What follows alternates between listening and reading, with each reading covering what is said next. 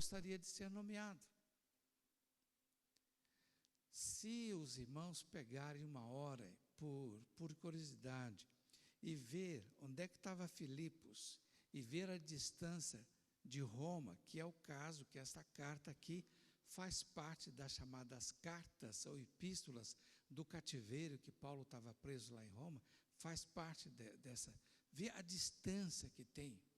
Tessalônica, onde ele também cita, que a distância que tem, e no entanto a igreja sempre conseguia alguém que, vencendo todas as dificuldades de transporte daquela época, fosse levar alguma ajuda para o apóstolo. E é interessante que eles faziam isso com tanto carinho, com tanto amor, que ele sempre recebeu assim, como aroma suave, como uma coisa aprazível para Deus. Porque sempre quando há um investimento no reino de Deus, isto é alguma coisa aprazível a Deus, é agradável a Deus, e aí por isso que o apóstolo Paulo faz esta oração, que as vossas necessidades vão ser supridas,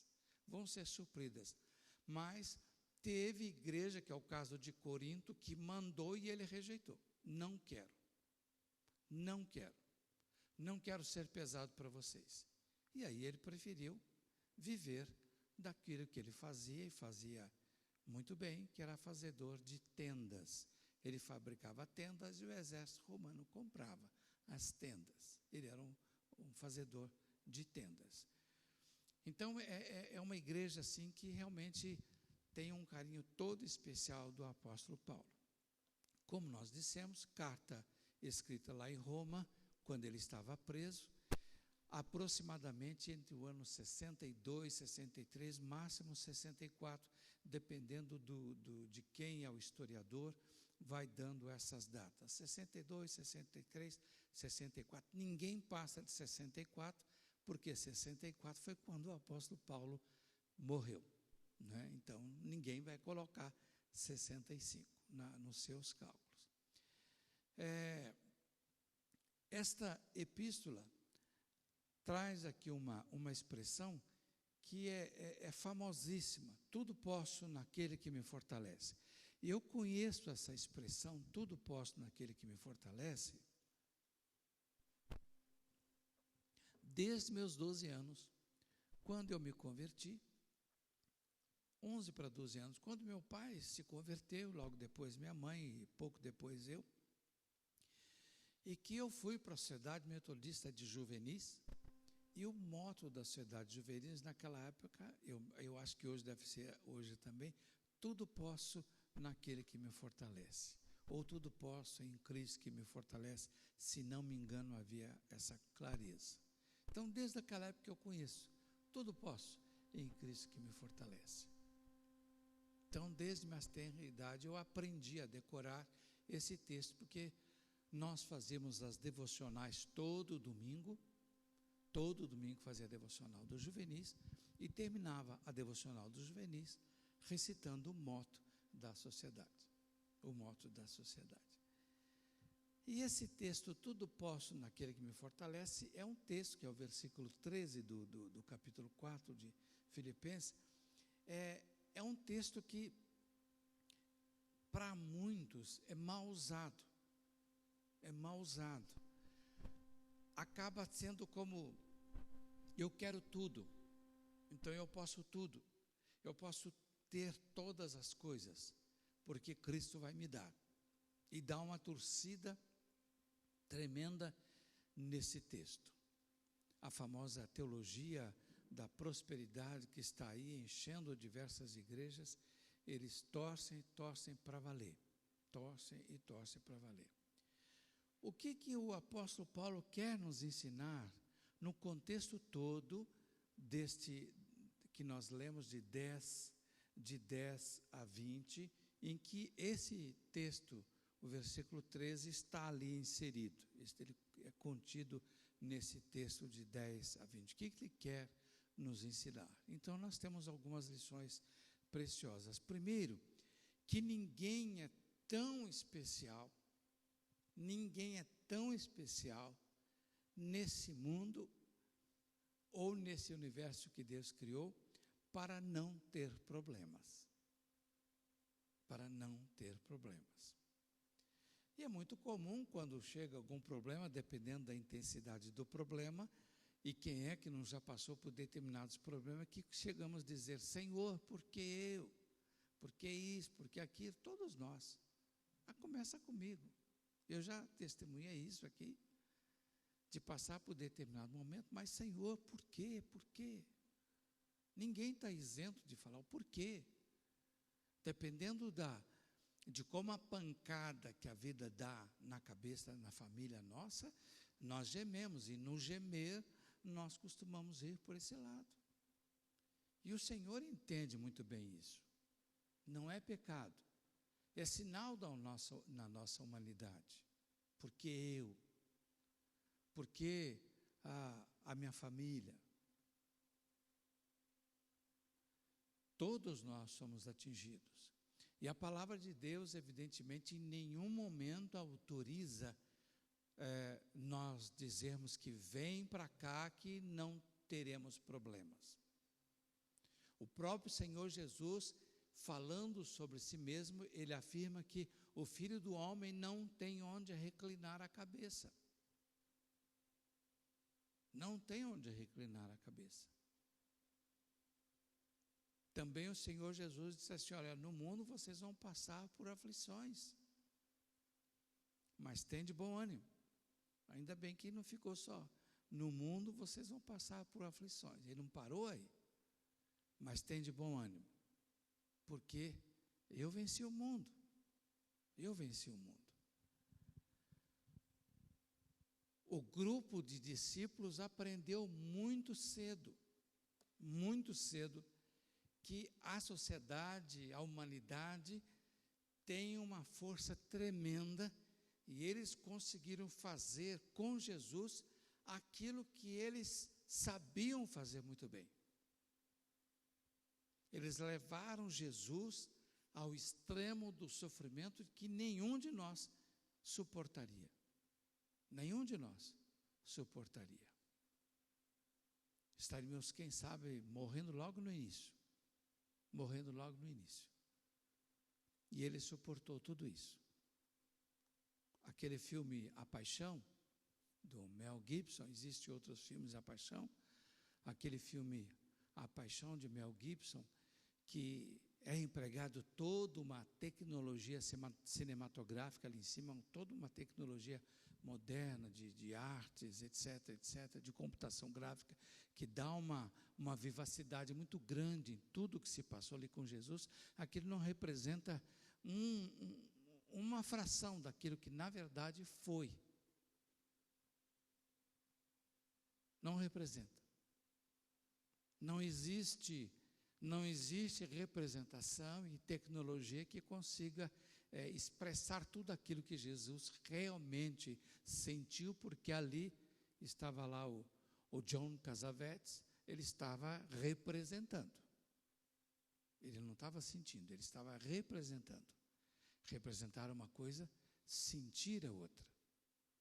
E Jesus levava sobre si não só as dores daquelas chicotadas, daquele azorrague, mas ele levava sobre si já as nossas dores, as consequências do nosso pecado, tudo aquilo que era consequência do nosso pecado, da nossa humanidade, da nossa fragilidade, ele estava levando sobre si para que realmente pudesse agir na vida daqueles e daquelas que permitem que ele seja Senhor e Salvador.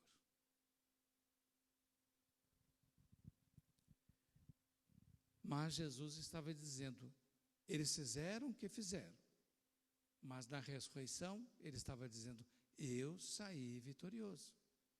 Eu saí vitorioso. Então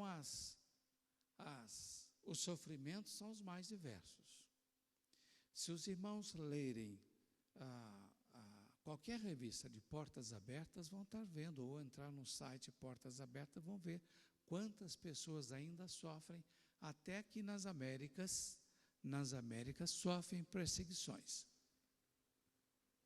Quantos sofrem perseguições? Quantos são mortos? Na América Central, quantos são mortos?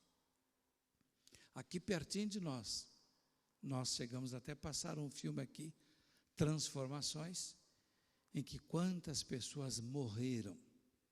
Quantas pessoas morreram.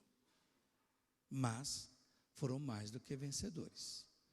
Então ninguém está isento de passar por dificuldades.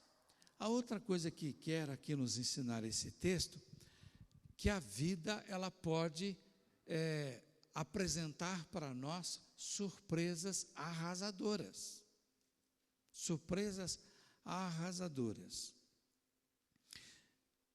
Só Deus não é surpreendido, mas todos nós podemos ser surpreendidos. Homens e mulheres podemos ser surpreendidos.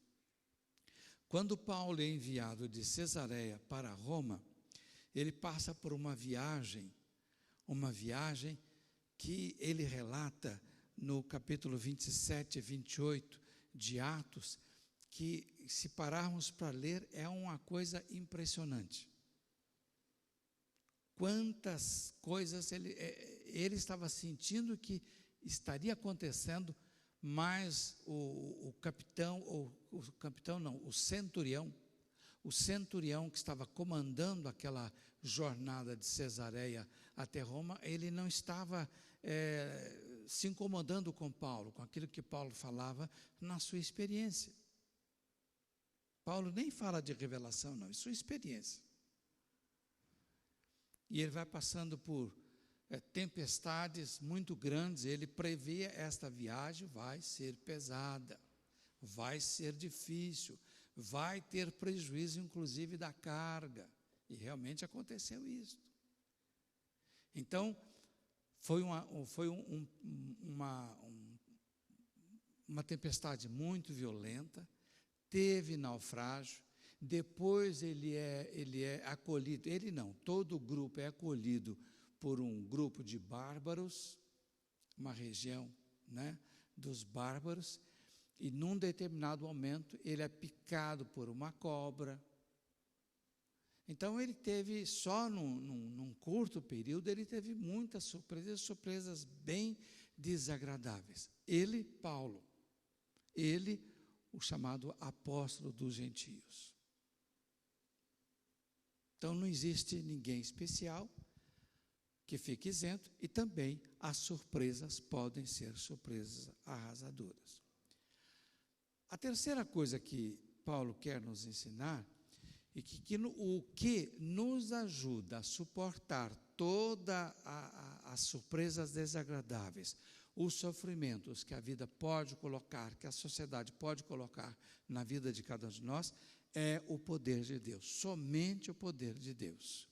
O versículo 12, ele diz assim: tanto sei estar humilhado, como também ser honrado. De tudo e em todas as circunstâncias já tenho experiência, tanto de fartura como de fome, assim de abundância como de escassez. Então, toda e qualquer situação. Como é que é possível suportar a situação? Aí no versículo 13, o contexto está no versículo 13 faz parte, tudo posso, isto é, posso passar por toda e qualquer situação em Cristo que me fortalece. É isso que ele estava querendo dizer. Não é que eu posso todas as coisas, vai querer todas as coisas, querer mundos e fundos. Mundos e fundos. Tudo posso. Nós vamos perceber que até quando foi feita a tradução, foi colocada num período só.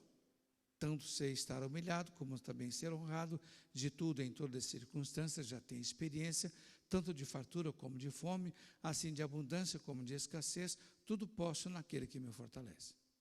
Posso passar em todas as circunstâncias em Cristo que me fortalece.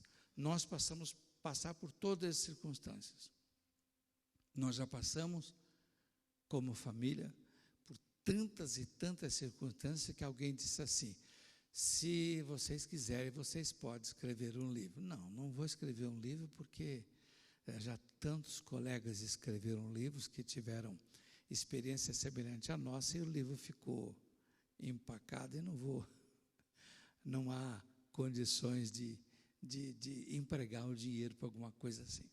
Mas quantas e quantas vezes de perceber que no dia seguinte não ia ter o que comer, e tendo uma criança.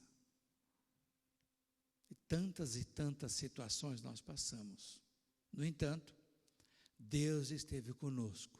Quando a gente percebia, não tem ser humano que pode dar uma resposta.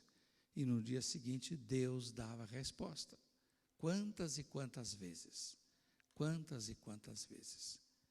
O Senhor Jesus, o Deus que se fez carne, Ele tem um poder extraordinário que quando nós permitimos que Ele seja Deus, porque eu, e aí nós devemos parar. Não, Senhor, eu sou humano, estou sujeito a isso, mas em nome de Jesus, posso passar por todas as circunstâncias, em Cristo que me fortalece, em Cristo que me fortalece.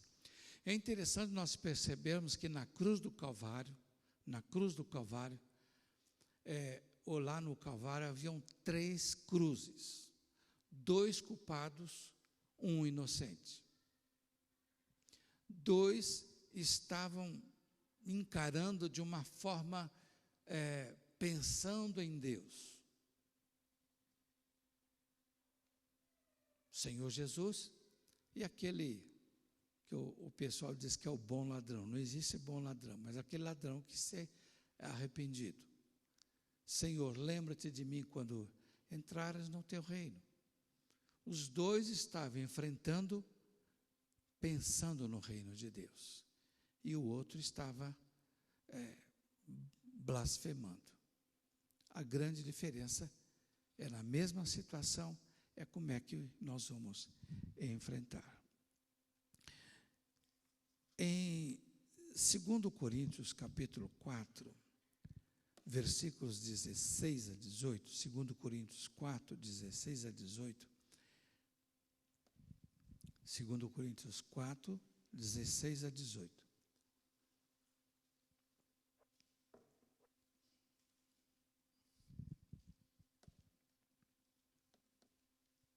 Diz assim: por isso não desanimamos, pelo contrário, mesmo que o nosso homem exterior se corrompa, contudo o nosso homem interior se renova de dia em dia, porque a nossa leve e momentânea tribulação produz para nós eterno peso de glória acima de toda comparação, não atentando nós nas coisas que se veem, mas nas que se não veem, porque as que se veem são temporais, as que se não veem são eternas. É isso aí. E olhar para Cristo Jesus, autor, consumador da nossa fé. Aquele Senhor que é forte, que é poderoso e que nós podemos balançar. Ele não. Nós podemos estar firmes nele. É interessante que nós estamos passando um momento de certa dificuldade, de dificuldade em casa, na nossa família, porque a Érica está com um problema de saúde, já passou por vários médicos e eles não conseguiram ainda detectar o problema. E aí ela estava bem desanimada, que já faz um bom tempo que ela está indo a vários médicos, e nada, e o problema continua. E aí ela estava bastante aborrecida, e é interessante que de manhã a pastora levantou e falou assim: olha, eu sonhei cantando um hino. E aí depois eu procurei o hino 442. Uma âncora temos. Eu nem sei se a igreja conhece. Uma âncora temos. Deixa eu ver se eu tenho aqui. Não tenho. Não tenho.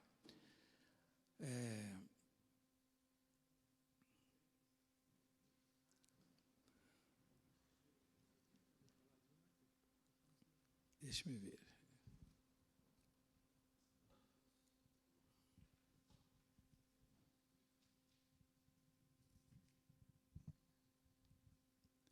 4:2. Uma âncora temos que a força do mar, por mais que ruja, não pode quebrar. É a grata esperança que outorga Jesus, legada na morte, na angústia da cruz. E quando a procela, a luta, a tempestade, né? E quando a tempestade mais rija bramir, determinadas palavras de um português muito antigo, né? Saudemos alegre a paz do porvir, a paz que está por vir. Nem fúria dos ventos, nem choques do mar, a entrada do porto nos pode vedar, nos pode impedir. E aí, a Érica começou a falar, começou a chorar, e aí a pastora falou assim, olha, eu levantei hoje cantando esse hino, né? E aí a Érica começou a chorar, porque ela percebeu que era uma palavra de Deus para ela naquele momento. E aí depois ela já começou já a contar as coisas alegres que estavam acontecendo por lá. Então, é isto, né? Eu acho que a igreja não conhece esse hino, né? Conhece? Uma âncora temos que a força do mar. Mais ou menos isso, não é?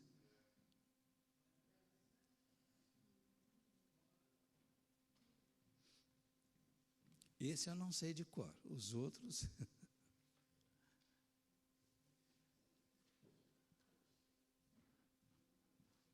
Tem?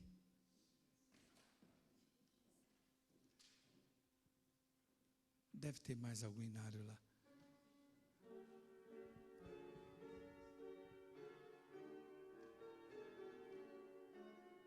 Tem? Alguém está precisando de inário? O nosso irmão João está com mais algum. É 442. Nós temos programado um outro para agora, mas...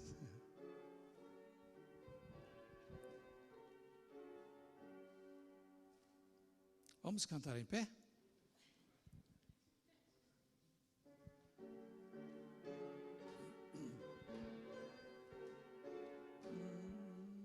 Uma âncora temos que a força do mar por mar pode quebrar, é a grata esperança que outorga Jesus, legada na morte de angústia na cruz. E quando a procela mais rija bramir, saudemos alegres a paz do porvir.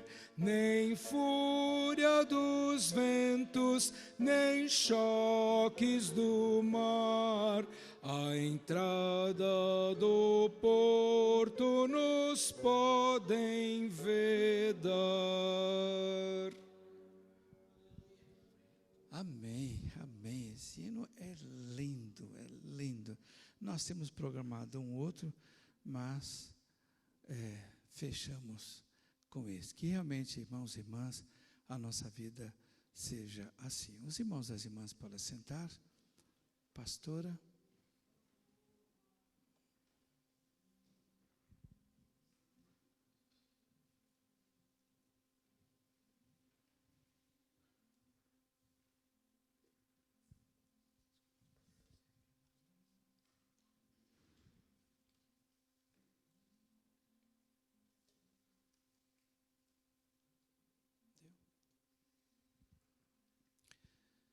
Vamos orar.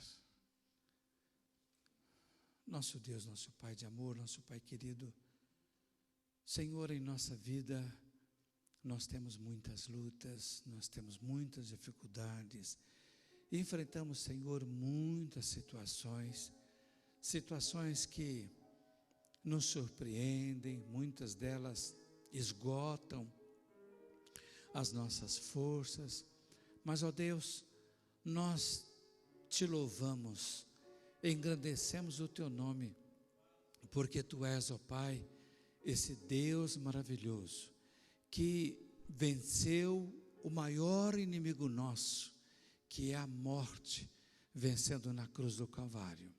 Selou esta vitória na ressurreição. E no teu poder, em Cristo Jesus, nós podemos ser mais do que vencedores. Em meio a tantas lutas, em meio a tantas dificuldades, tu podes, ó Deus, com o teu poder, com a tua graça, com a tua misericórdia, tomar a vida de cada um de nós, a vida dos nossos queridos, cuidar de cada um de nós, cuidar de cada um deles, ó Pai, de tal maneira, Senhor, que na solução de cada problema, cada dificuldade, na cura de cada enfermidade, Senhor, o teu nome pode ser e vai ser glorificado. Queremos te louvar, ó Deus, por esta maravilhosa segurança, esta âncora temos, que não importa o mar da vida o que pode nos fazer, esta âncora sempre firmará a vida de cada um de nós.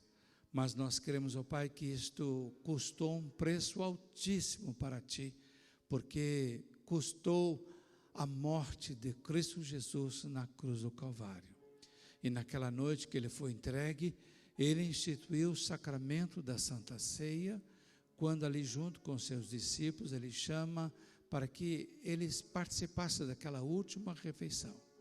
E ali então Ele tomou pão, deu graças, partiu, deu aos discípulos dizendo: tomai, comei, isto é meu corpo dado por vós. Da mesma forma o Senhor Jesus, depois de haver ceado, tomou também um cálice e bebeu, deu aos discípulos dizendo: tomai, bebei, este cálice é o cálice da nova aliança, o meu sangue derramado para a remissão de pecados. Pai de amor, Pai querido, nós estamos seguindo a ordem do teu Filho Jesus, que ordenou que estejamos participando desse sacramento, até quando Ele vier, quando estaremos tomando de uma forma diferente, nova, com Ele. Pai de amor, Pai querido, consagra esses elementos. Nós pedimos em nome de Cristo Jesus. Amém. Amém. A ceia é do Senhor, e o Senhor Jesus, ressurreto, presente, Ele nos convida para participarmos da Santa Ceia. Eu gostaria de convidar os irmãos e as irmãs para nós estarmos nos aproximando todos, porque o grupo vai dar para chegarmos todos aqui à frente e nós estaremos ministrando a ceia.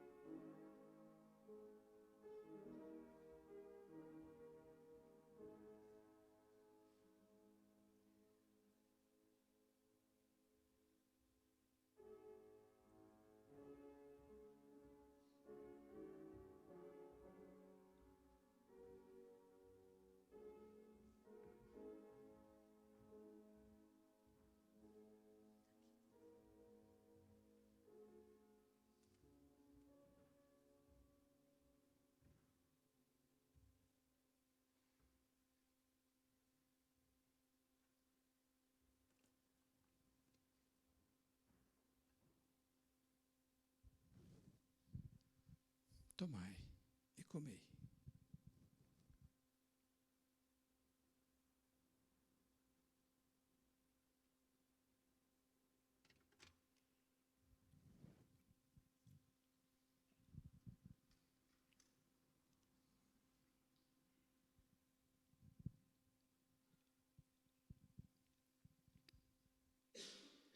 Senhor amado, nós te glorificamos, bendizemos o teu nome. Te damos graças, ó Pai, pelo teu grande amor para conosco. Ao participar agora, Pai, desse sacramento, comendo do pão, tomando do cálice, lembrando, Senhor, da sua morte, mas lembramos, Senhor, da alegria da sua ressurreição. E te agradecemos, Senhor, por tão grande amor para conosco. Senhor Deus, significando, Pai, que sobre a cruz está o nosso pecado. Na cruz ficou nossas dívidas. Lá na cruz ficou as nossas enfermidades. Na cruz, Senhor, foi o elo de ligação que tu nos colocaste diante do Pai. A cruz que significa, ó Pai, a tua morte, a doação da tua vida, Senhor Jesus, mas também a sua ressurreição por amor a nós. Ó Deus, obrigado, Pai, pelo perdão dos nossos pecados. Obrigado, Senhor, pelo seu sofrimento. Senhor, nós não temos como agradecer tão grande amor que tu tens por nós. Obrigado, Senhor, pela doação da sua vida, mas acima de tudo, o perdão dos nossos pecados, porque a tua morte, Senhor, significou a nossa vida. A tua vida, Senhor, significou o ganho da nossa vida para sermos ligados a ti. Pai, obrigado, Senhor Jesus, por tão grande amor, porque tu és o Deus encarnado, aquele que Deus veio, que se encarnou e morreu para que nós pudéssemos ter vida. Obrigado, Senhor. E assim como nós participamos deste sacramento, como família da fé, como irmãos, como os filhos teus, salvos em Cristo Jesus, nós te agradecemos, Senhor, pela oportunidade de estarmos aqui, pela oportunidade, Senhor, de participarmos juntos a tua vitória, a nossa vitória, a nossa salvação, a nossa redenção. Obrigado, Senhor, e esse amor que tu derramas no nosso coração, ensina-nos a amar também o nosso próximo, para levar esta palavra de salvação, levar a alegria que é ter oportunidade de falar livremente contigo, de ter a alegria dos pecados perdoados, de ter a alegria de estar seguro em ti, seguro em ti através do teu Espírito Santo e a paz que temos no nosso coração. Obrigado, Pai.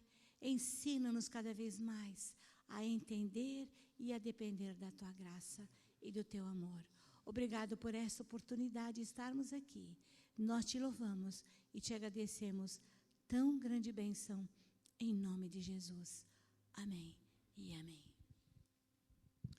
Que a paz de Deus, o amor maravilhoso e sondável de Cristo Jesus e a presença fortalecedora do Espírito Santo seja, irmãos e irmãs, com cada um de nós, com o povo de Deus, agora e sempre. Amém. Amém.